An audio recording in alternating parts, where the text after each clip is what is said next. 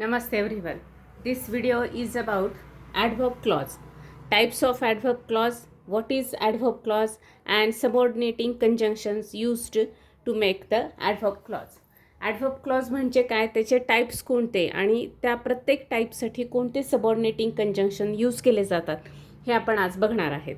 आता adverb clause म्हणजे काय आहे, तर जसं आपण नाऊन क्लॉज हे नाऊनसारखं फंक्शन करतं, ॲडजेक्टिव्ह क्लॉज हे ॲडजेक्टिव्ह क्लॉजसारखं फंक्शन करतं, तसं ॲडव्हर्ब क्लॉजसुद्धा काय आहे, ॲडव्हर्बसारखंच त्याचं फंक्शन आहे.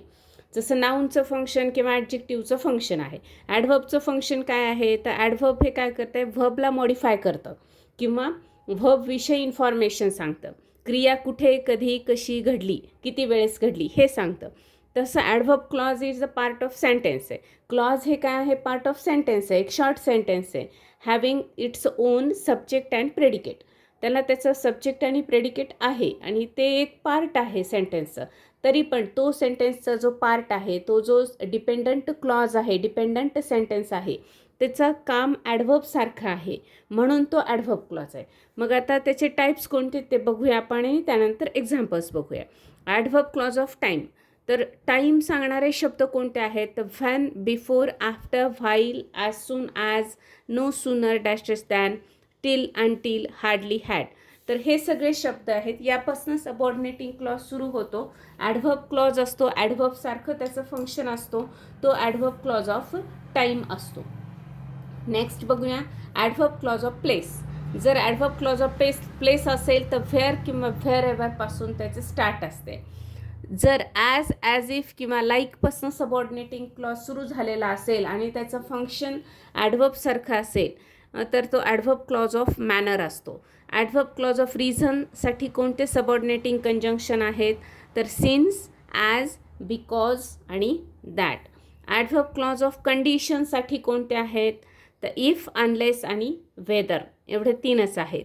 ॲडव्हर्ब क्लॉज ऑफ रिझल्टसाठी कोणते आहेत, सो, दॅट आणि सो दॅट हे कंजंक्शन्स यूज केले जातात. ॲडव्हर्ब क्लॉज ऑफ पर्पजसाठी कोणते आहेत, तर सच आणि सो दॅट हे दोन यूज केले जातात. ॲडव्हर्ब क्लॉज ऑफ कंपॅरिझनसाठी कोणते आहेत, तर ॲज, दॅन आणि ॲज डॅश ॲज.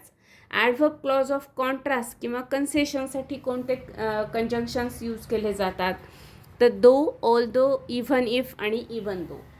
आता हे ॲडव्हर्ब क्लॉजचे आपण टाईप्स बघितले, पण एक्झाममध्ये आपल्याला डिटेल लिहायचं नाही आहे, नुसतं तो क्लॉज कोणता आहे ते ओळखायचं आहे. Whether it is known clause, adjective clause or adverb clause एवढंच लिहायचं आहे. ॲडव्हर्ब क्लॉजमधला तो कुठला प्रकार आहे हे लिहिणं आपल्याला अपेक्षित नाही.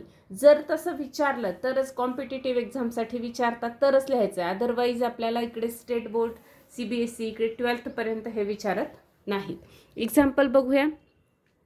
Ram reached home when it was raining. सुरुवातीला आपल्याला काय करायचं आहे, सबऑर्डिनेटिंग क्लॉज कुठून आहे तो ओळखायचा आहे, कोणता आहे, आणि मग त्याचा टाईप ओळखू. तर कोणता आहे, व्हॅन इट वॉज रेनिंग. का, तर व्हॅन ह्या सबऑर्डिनेटिंग कंजंक्शनपासून सुरुवात झालेली आहे आणि हा डिपेंडंट आहे. राम रिच्ड होम हे प्रिन्सिपल क्लॉज आहे. डिपेंडंट कोणता आहे, व्हॅन इट वॉज रेनिंग. मग आता व्हॅन इट वॉज रेनिंग याने कशाची माहिती सांगितली आहे, की रिचिंग. रिच हे व्हर्ब आहे. केव्हा पोहोचला तो, व्हॅन इट वॉज रेनिंग. म्हणजे त्यांनी काय सांगितले, टाईम सांगितलं, म्हणून हा ॲडव्हर्ब क्लॉज ऑफ टाईम झाला. पण ॲक्च्युली आपल्याला तिकडे टाईम असं लिहायचं नाही, नुसतं काय लिहायचं आहे, ॲडव्हर्ब क्लॉज असंच लिहायचं असतं. ही सगळी एक्झाम्पल्स काय आहेत, ॲडव्हर्ब क्लॉजचीच आहेत, ते फक्त आपण डिस्कस करणार आहेत. The baby was crying because it fell from chair. Baby was crying हे मेन सेंटेन्स आहे. बिकॉजपासून सुरू झालेला क्लॉज आहे, तो ॲडव्हर्ब क्लॉज आहे. का, तर त्यांनी रिझन सांगितलं आहे. क्राईंग ह्या व्हर्बचे रिझन सांगितलं आहे, because it fell from chair. You may live wherever you like. You may live इथपर्यंत पूर्ण वाक्य होतं.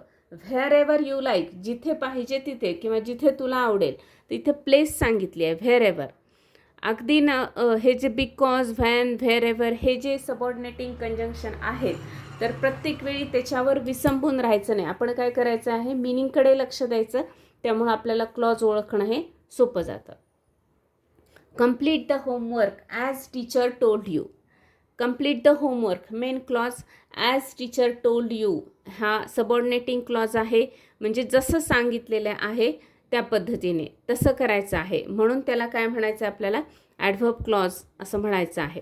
दो he is poor he helps other. Though he is poor, तर ॲडव्हर्ब क्लॉज ऑफ कॉन्ट्रास्ट होतो. आता इथे क्लॉज सुरुवातीला आलेला आहे, क्लॉज शेवटीच येतो असं काही नाही आहे, तो सुरुवातीला, मध्ये आणि शेवटी येतो. आपण सुरुवातीच्या व्हिडिओमध्ये बघितलेलं आहे ते. तसं इथं सुरुवातीला आलेलं आहे सबऑर्डिनेटिंग, आणि सबऑर्डिनेटिंग कंजंक्शनपासून सुरू झालेलं आहे. ॲडव्हर्ब क्लॉज ऑफ कॉन्ट्रास्ट आहे, जरी असेल तरी तो असं करतो या अर्थाने, म्हणून तो ॲडव्हर्ब क्लॉज ऑफ कॉन्ट्रास्ट आहे. नेक्स्ट बघूया आपण काही अजून सेंटेन्सेसचा अभ्यास करू. You will pass if you work hard. आता इफ अनलेस आल्यावर तो डेफिनेट काय असतो, ॲडव्हर्ब क्लॉज ऑफ कंडिशन असतो. इफ अनलेस ह्या आणि वेदर हे 3 शब्द असतील तर, त्यामुळे इकडे फार विचार करायची आपल्याला गरज नाही. इफपासूनचं जे सेंटेन्स असतं ते ॲडव्हर्ब क्लॉज ऑफ कंडिशन असतं. He jumped so high that everybody was shocked.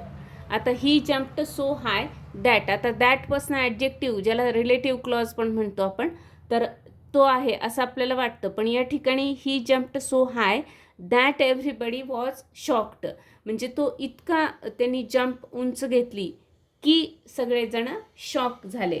तर इथं जे दॅटने आलेले तर इथं पर्पज आहे, पर्पज, किंवा काय म्हणू आपण त्याला आणखी, पर्पजच्या ऐवजी रिझन पण म्हणू शकतो, किंवा रिझल्ट, इथं रिझल्ट म्हणू शकतो.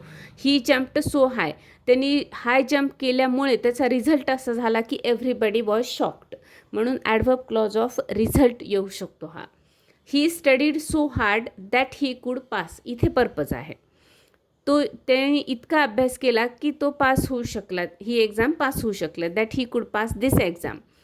तर हा त्याचा काय आहे, पर्पज आहे, म्हणजे स्टडी करण्याचा पर्पज इथे सांगितलेला आहे, हेतू सांगितलेला आहे, adverb clause of purpose. She is not so happy as he is, comparison केलेलं आहे, शी आणि ही मध्ये कंपॅरिझन आहे, ॲडव्हर्ब क्लॉज ऑफ कंपॅरिझन. या पद्धतीने क्लॉजेस असतात. पण आता आपल्याला एक्झामला क्वेश्चन कोणत्या पद्धतीने येतात याच्यावर आपण ऑलरेडी डिस्कस केलं आहे, आणि पुढच्या व्हिडिओमध्ये पण आपण करणार आहेत, जो की क्लॉजची प्रॅक्टिसचा व्हिडिओ आहे. म्हणजे तो अत्यंत महत्त्वाचा आहे की प्रत्येक क्लॉज आपण प्रत्येक सेंटेन्समधला ओळखायचा कसा. समजा एक्झाममध्ये एक सेंटेन्स आलं आहे, मग त्याची मेथड कशी आहे, जसं आपण डायरेक्ट इनडायरेक्ट व्हॉईसमध्ये पण प्रॅक्टिस घेतली तसंच आपण याच्यामध्ये सुद्धा प्रॅक्टिस घेणार आहोत. So today's thought is, a room without books is like a body without soul.